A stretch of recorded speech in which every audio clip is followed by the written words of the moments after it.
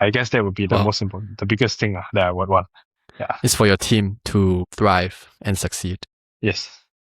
Let's succeed. And to fill up the gaps that I have.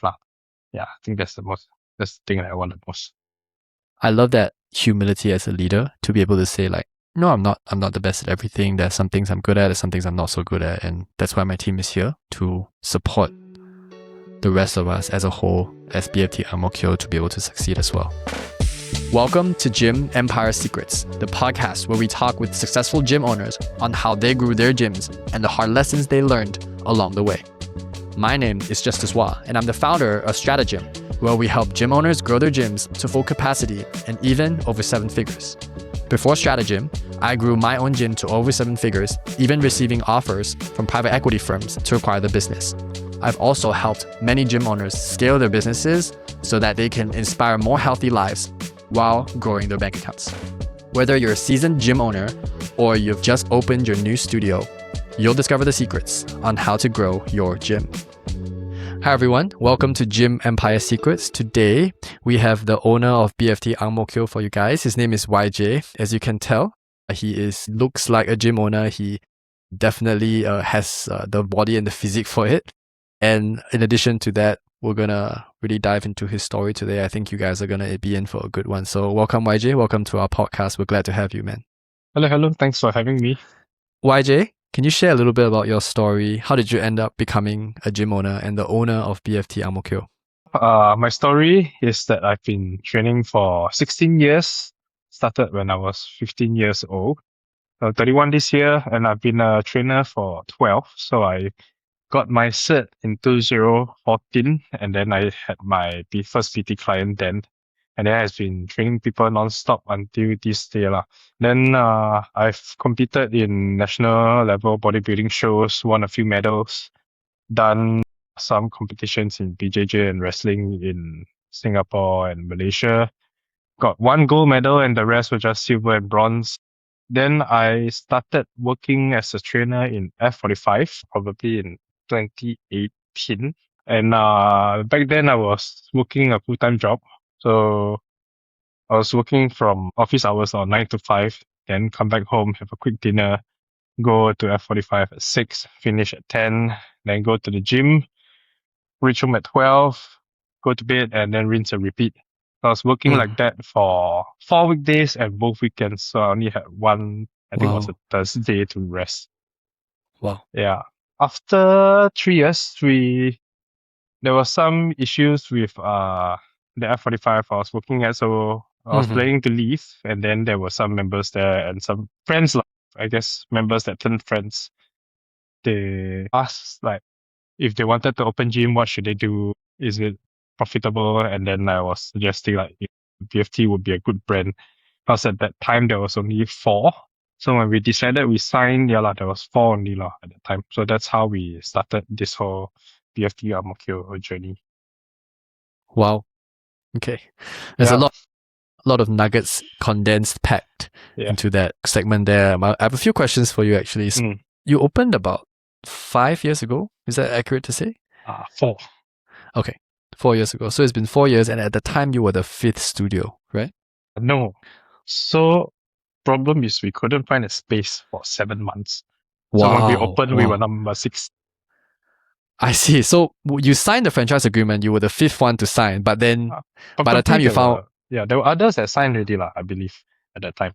Yeah, it's just that they also haven't opened yet. I see.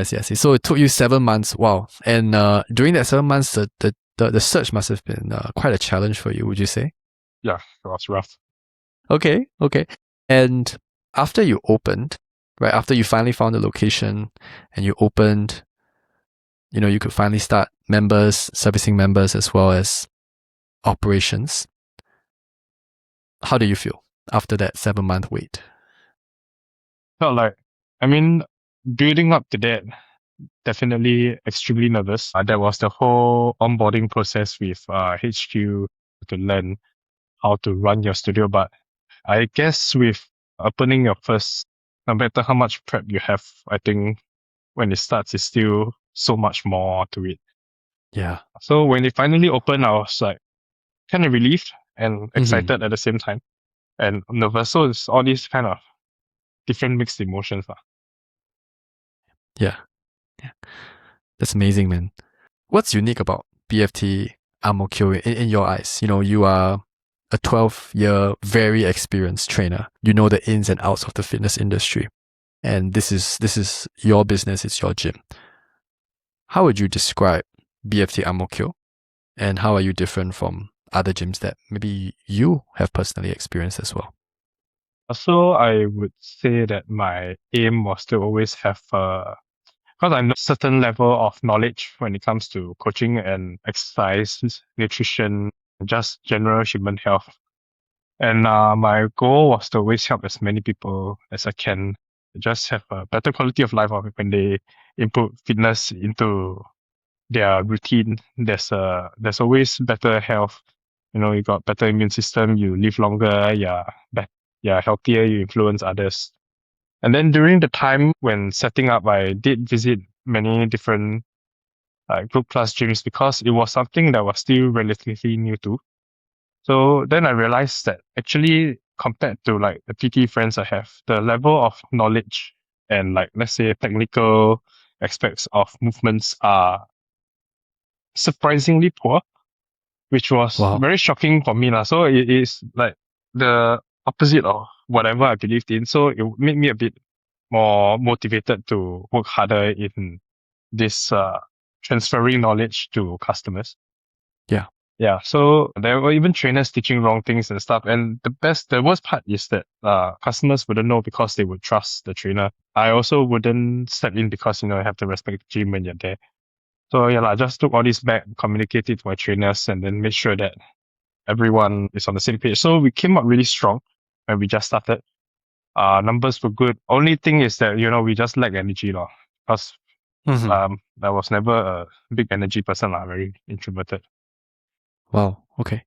So it sounds like for you, the focus was always about ensuring that the fitness fundamentals were taught in the right way across to your team, communicated that to your members, and it was coming from a place where, having worked in the industry for so long with different gyms, different co-workers, different partners, you saw a lot of incorrect teachings, and that is your fundamental belief that it shouldn't be this way. Would you say Yes. that's accurate? Yes. Wow. I like that a lot. Thanks, YJ. I like that you focus on teaching the right things, and you saw a problem in the industry, and you endeavored to solve it through the opening of BFT Ang Mo Kio as well. Yeah. You've opened for 4 years now, and I think it must have been a roller coaster for you. It must have been such highs, such lows, and I'm not going to spoil it, but I remember you sharing with me that, you know, you actually had to, well, for at a certain point in time, you could actually step away from the business and then you had to step back into it. Can you share a bit more about what the past 4 years were like for you, the journey, having to step back in, stabilize the ship, and also initially when you were able to step back from the business and let your team handle it? What was that like, and what happened there? So at the start, when we opened, I thought, you know, I'm Superman, I could do everything. So I did all the admin, sales, marketing, coaching, operations, cleaning, Yeah. and all that on my own, right? But then I discovered that, you know, I could delegate stuff. So then I started delegating, and then things started going smoothly. You know, the standards were still good. The coaching knowledge and everything was fine. And then after 1.5 years, I guess, of putting in my best, I thought that, okay, maybe there's more to it because, you know, people normally they say, uh, to be successful, you must have multiple sources of income and all that. So I chased that. I went to start new businesses. Then I took a step back thinking that PFC is in autopilot mode. Right. So that lasted for 1.5 years until last year, 2025, in April. Actually, in March, I looked at the numbers and it was not very nice. It was quite bad. Wow. So then I realized that, okay, maybe it's time to go back because I feel that, you know, there's a gym that's already there. We did so well before. It's very wasted a lot and the brand is so big and we have been around for so long. Location is fantastic. So then I came back slowly to look at the classes to access trainers, like without telling them. I just go there. I told them that I'm just there to say hi or to take something, but actually I was there to watch them. And then I realized that the gym became one of those gyms that I kind of visited before I opened. Wow. You know, Wow. so it was a nightmare lah, to me, honestly. Which is not surprising because when I saw the accounts, everything reflected. With this kind of standard, you probably have this kind of numbers. Then yeah, so it was quite a big shock. Then first thing I did was I sent a whole bunch of like SOPs to the coaches then, because we had some changes in coaching like members like our coaches, because some people leave, then I just hire simple interview process and everything. So some of them started being a bit like, hey, what's happening? They started to worry why Jay is so active all of a sudden, because they were all very comfortable already, you see. And then along with that, I came up with a members feedback form, because we do have a Telegram channel that normally we blast our announcements and stuff there. So I send it there. Every other day, I'm sending a text for people to asking members to fill in as many submissions as I can. So we had about 120 submissions. Yeah. And the score was terrible. It was like, overall satisfaction for BFT Ang Mo Kio in general was like 69, 68 out of Out of 100. 100. Yeah. Wow. Wow. Yeah, so that was bad lah. And then we had like metrics with like individual trainers, their scores and stuff. So the average score was also like 70 plus only, with like one coach having a almost perfect score, like 96, 97. She was the star coach lah, all the while. So there were two good coaches, and then the rest of them were just like not the best. So with the feedback, I also asked for more like maybe advice or things you would like to see within, let's say, the next month and plus the next year, so that we have more things to work on. And then through this feedback, we realized there were many leaks. So not only the trainers, cleanliness, maybe better showers, some equipment breaking down a bit old, time to change, or they want certain things in the studio. So within the first month, I actually managed to act on more than half of the requests. Spent about Wow. 30 over thousand. I even upgraded the showers. I built 2 new extra showers. Wow. It was a very long, very big back and forth with the landlord, but managed to convince. So we got a public space converted to a shower at our own cost, with no landlord subsidies and stuff. Yeah, Wow. then equipment, all this, the old ones throw, order new ones, add on some more. That was quite big cost, even though our numbers were not good, but I would still spend that Right. money. And then within the first 2 months, okay, at that time we had 6 active trainers. Right. We lost 3, and the 3 of them are taking majority of the classes, like quite a Wow. lot. So they are the kinds that are like, the 3 of them would take more than half of the total Wow. shifts per month. But I also didn't convince them to stay lah. I was like, okay, time to go, because I knew that these were the people that I didn't score very well as well. So no point keeping them. Even though then when I came back, I used their score to tell them that this is what the members say, this is not what I say. And that, maybe we can start to work on helping you be a better coach now. But instead of that, I think they eventually left. Yeah. So then that was just left with me and 2 active coaches taking all classes. Wow. So of course the 2 coaches, they were part-time, so they couldn't take as many, right? So I was taking more than half the shifts during those few months, which was extremely Wow. tiring. Yeah. I reached the Oh. studio at 5:30, I leave the studio at 10:30, and then I train in between classes, like in between shifts.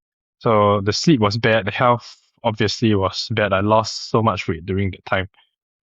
Yeah, but as much as I was desperate to hire new trainers, I also didn't rush the process, because this period was I guess a very sensitive period for the studio, because members will have heightened attention on you to see what's happening. If I hire another not so good coach, then you'll be like, oh, nothing's gonna change. Right.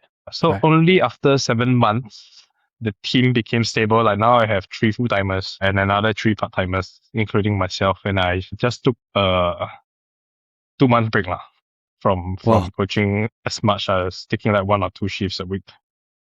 Yeah. And in April was when I sent the first feedback form, right? After 3 months, we sent out another form to get people to fill up. Also around the same number. This time we had 90, I think about 90 submissions.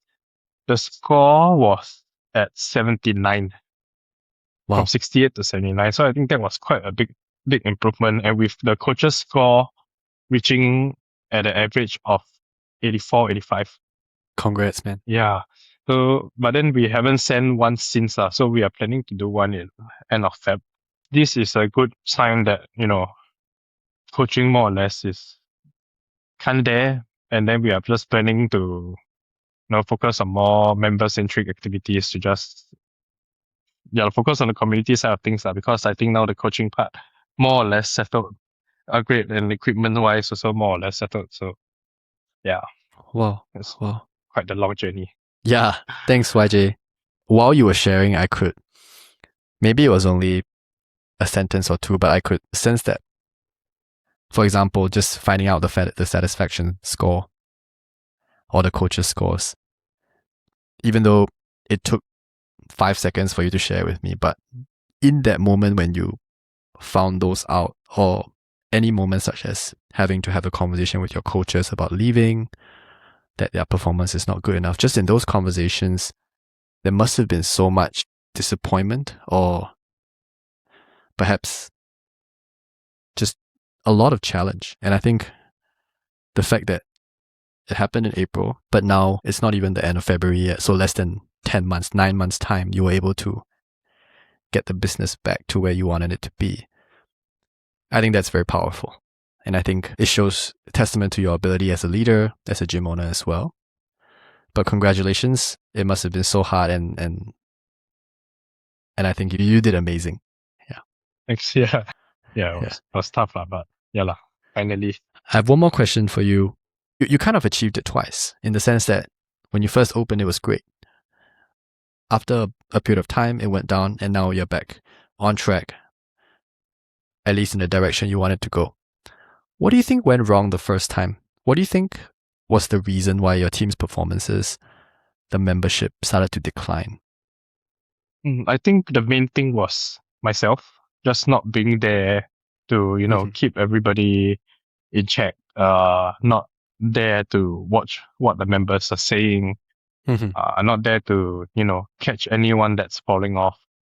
At least, to be there to guide. Last time the team had someone to guide them and to make sure, they are doing their best, they're becoming better, they're improving every day. But then because I was off for so long, everyone was just comfortable. Yeah, and then things start to decline, but maybe they also didn't realize. Yeah. So I guess most part is on me. So normally when a business declines, I would always say that it's always the owner's fault. Right. Yeah, it's never the employee, it's never rental, it's never the space or the economy. I always believe everything comes down to the owner because these are things we can control as owners. Yeah. Well, I like that sense of responsibility as well. And knowing that you're so much wiser and stronger, and just that mentality, which I know will set you up for success. Moving on for us here, YJ, when you opened BFT Ang Mo Kio 4 years ago, what was your vision of success? What did it really look like? I'm sure it differed a lot from the actual reality of situation, right? So what do you envision for yourself when you opened BFT Ang Mo Kio? So we've definitely explored what it was like in reality, but what was the idea initially? What did that look like in your mind? Yeah. So the idea was to let it autopilot and not Okay. have me not being there. But obviously that wasn't a good idea. Yeah. So now after this whole 7-8 months, right, of this change, this roller coaster, I would believe now success is when, let's say, majority of my members, not just like a handful, I would say majority are saying that, their lives change, they're impacted. And the most telltale sign to me would be if they refer a family or friend which they care about Sure. to this place, because no one would refer someone they care about to a bad place. Yeah. So only if they truly think and believe that this is a good place and that it would help people they care about, then they will refer them over. And to me, that is a reflection of success in the studio. Wow. Wow. I'm glad to hear that. I think I like that your principles have changed in a sense that initially the success metric for you was for the gym to be able to run on its own. It's cash flowing, it's positive, you don't need to be involved. But now it's so much more qualitative in the sense that you actually value the referrals, you value that transformation and the testimonials from your clients. And I think that shows how much you care. So I'm happy to hear that as well. Tell me a bit more about your community. So your community obviously has changed over the years. The clients leaving with the coaches, the evolution of BFT Ang Mo Kio 4 years ago versus now. Who are the clients that you enjoy having the most and the clients that you wish you had more of? I would say of course, I would like to have the more friendlier, outgoing ones, because Yeah. these are the ones that they help people, especially new members. Like, let's say someone comes in for the first time, they are there to like make the place feel very warm and less Yeah. intimidating. Because I guess most first timers, when they come into the gym, it's very daunting. You feel Yeah. that everyone's watching you. You feel that, what if I do something wrong? And then I get embarrassed. So these are the people that always make the new members feel comfortable, and they also forge like stronger friendships within the group. Wow. So this actually, I mean, in, let's say, business point of view, it keeps retention rates very high. Right. Yeah, but I guess just this also makes me feel nice and warm. Yeah. Yeah, I think that's more important. Those members that are almost ambassadors for BFT Ang Mo Yes. Kio, right? Yes. That's how you would put it. Yeah. Cool. Can you share how do you usually acquire more members, or how do people find out about you? What are some of the channels that you have to acquire more members for your gym right now? So I guess the most part for most, if not all, BFTs is just, I guess the branding is already there. So I guess when people think Mm-hmm. about fitness, they think about BFT. But then the thing that I think makes us stand out the most is our paid ads. We run quite a bit of paid ads, running promos and stuff to cold traffic, because that is one of my strengths. So Right. one of the ways that I make my income lah. So paid ads is one of the biggest things for us. Yeah. Okay. So paid ads works well for you And to of acquire course, more referrals lah. customers. Right. And Referrals and paid referrals. ads are great, fantastic. Okay. I love it. Moving on to the goals you have for BFT Ang Mo Kio next. What are your specific goals for the next 1 year? So the next 1 year will be mostly focused on having more activities for the members, or like maybe just going out, planning a trip. Maybe a trip is a bit far, but just simple like meals and gatherings, celebrating milestones as a gym, having more like maybe faces, pictures of members within the studio, little challenges, little giveaways and stuff. More. Ultimately, my biggest goal is to plan a whole overseas trip with as many Wow. members as possible. Though hard Wow. to organize, but I think that's one thing that I really want to achieve. Yeah, Wow. hopefully within 1 year, so maybe February 27. I love it. I love it. And you're approaching the 5-year mark as well, right? For BFT Ang Mo Kio. So I think that would be a good way to celebrate. What a big milestone. Not many gyms can really last for 5 years, to be honest. Moving on as well, you've managed to grow BFT Ang Mo Kio when you first started to a very, very high level. And then when the performance started to decline, you managed to save the business again. What do you think are the biggest reasons for your success so far? I would believe, I'm a strong believer of speed of execution. So when you have something, just do it as fast as possible. So like if I give someone a deadline, I say end of week, I change it to end of day. That's really a times 7 productivity.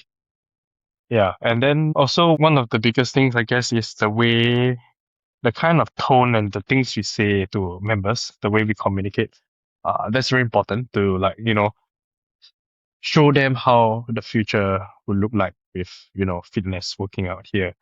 Not just, health and stuff, but also, you make more friends and all that. And yeah, lah, just be safer, live longer, healthier joints, less body aches. So when you get old, all these things are the biggest things for me. I love it. Yeah. I love it. Based on what you just shared, let me try to summarize it. So the biggest reasons for your success, your growth is speed of execution. If you get it done end of day versus end of week, you get a 7x increase. Health and the relationships. Would you say that's correct? Yes. Wow. I love it. In terms of education and growth, I'm a little bit curious because obviously you are so experienced in the field of fitness where your clients come to you for coaching, for knowledge and accountability and wisdom. What's your personal belief around investing in your own education and your own coaching? Who do you go to for help if your clients come to you for help? Okay, so for myself, I do still watch a lot of podcasts and do a lot of reading because there's Yeah. always new things coming out, new techniques, new, let's say, studies. So recently there's a lot of studies on like cold plunges and all that, health benefits, longevity studies. So those are the things that I'm listening to now. And when it comes to clients asking feedback, asking for like help or have any questions, usually they are still quite, I would say, beginner entry level questions. So these are things that are like muscle memory. Sure. Of course, we have to tailor it based on the person, based on their personality, based on their lifestyle, in order for them to properly apply it and have it applied long term. Because if I give a textbook answer, maybe only 1/3 of the people are able to apply. Right. Yeah. So for my coaches, some of them are new, some of them are more experienced. So BFT do provide courses like kettlebell, barbell, like more technical stuff. So these are things where I would when they have the opportunity, the HQ team flies to Singapore to conduct these courses, I would offer it to my trainers lah. So if they want to go, then I'll just sponsor them lah. I'll just pay for them to go. Yeah, with like no bonds and stuff. You just want to learn, you just let me know. Yeah, so I believe that all these things are important because I'm doing it more for the coaches themselves than for BFT because I believe that these are things that will help. Because you are a coach, if you leave here, you're still going to be a coach somewhere else. Right. So Right. I would want you to better help more people next time. So I don't need you to be bonded with me as long as you learn and you can help others. I think that's the most important. Wow. I love that, YJ. You're investing in them as a person and not expecting anything in return. It's more of the hope that they will just go on to make other people's lives, other people's fitness journeys a little bit easier as well. Carry on my dream lah. Yeah, of course. You have a big goal this year. You would like to take your gym to an overseas trip. And I think that comes along with, obviously retention rates have to be high, membership numbers have to be high, the gym has to be performing well as a whole. Keeping this in mind, what's the biggest challenge for you right now in terms of growing your gym? Biggest challenge right now? Usually I would say competition with this very sensitive competition with prices. Yeah, when we encounter other gyms giving lower rates, members will come to us like, hey, why this gym, this price, why you are so expensive and stuff. So I think this is one of the challenges. Though we have a solution for it, but not everybody will still see it our way. So it's still a work in progress. Normally we would say just come down for a class and then you can compare the level of coaching. But no matter what, some people would still choose money over coaching, which is sometimes to me a bit sad. What if you go there and you get injured and I could have helped? But then again, I cannot lower my prices because it's unfair. Right. Yeah. Oh. Sounds like mainly price objections. Yeah, I guess that's all the biggest thing. The rest should be okay. Retention is strong in the studio now.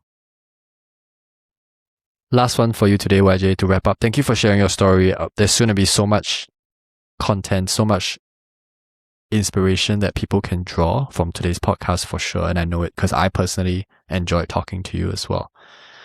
If you had a magic wand, what would you wish for BFT Ang Mo Kio? Oh, that's a very good question. What would I wish for BFT Ang Mo Kio? If you can only wish for one thing, what would it be? I would wish for my coaches to be the best versions of themselves, to be maybe almost as knowledgeable as myself, have the people skills that maybe I don't really have. Wow. Yeah. I guess that would be the Wow. most important, the biggest thing that I would want. Yeah. It's for your team to thrive and succeed. Yes.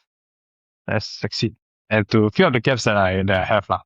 Yeah, I think that's the thing that I want the most.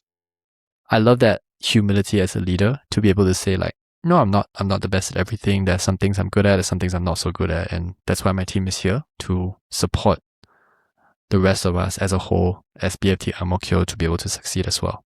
All right, YJ, we are at the end of our podcast. Is there anything you would like to share with our listeners?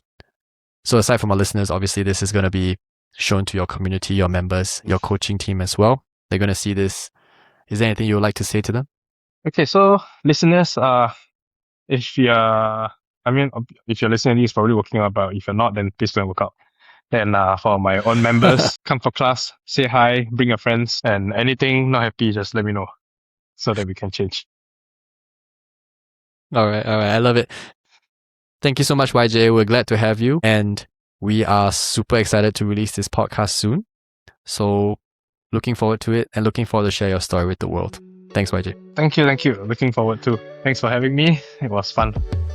That's it for this episode of Gym Empire Secrets.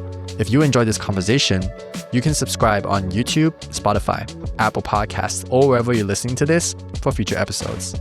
This podcast was brought to you by Stratagym, where we help gym owners scale their gyms to full capacity and even beyond 7 figures, so that gym owners can inspire more healthy lives while growing their bank accounts. To learn more about our community or see how we can help you, visit stratagym.sg/join.